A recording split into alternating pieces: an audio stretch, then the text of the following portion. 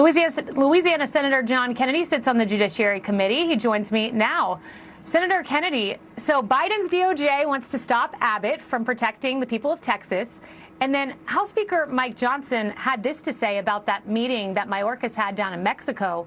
At a time when America is experiencing the worst border crisis in our nation's history, it is unconscionable to hear that the Biden administration's announcement that they discussed with the president of Mexico amnesty for illegal immigrants. So they go down to Mexico to discuss amnesty.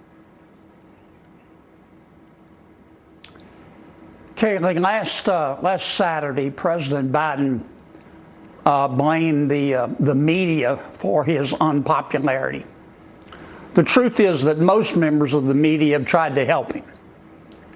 In my state, for example, our two largest newspapers are run by members of the loon wing of the Democratic Party, and they publish accordingly. But in Louisiana, President Biden is about as popular as Herpes. Why is that? Two reasons. Number one, the people of Louisiana are not stupid. Number two, they think the Biden administration is. They think that its stupidity runs from the river to the sea. Exhibit A is the open border.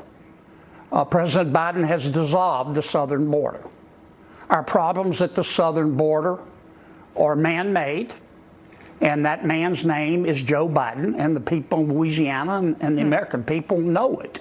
Yet he blames the media for his unpopularity. It's hard to believe that the president could be that obtuse. I guess if you ask him where Jordan is, he would say retired.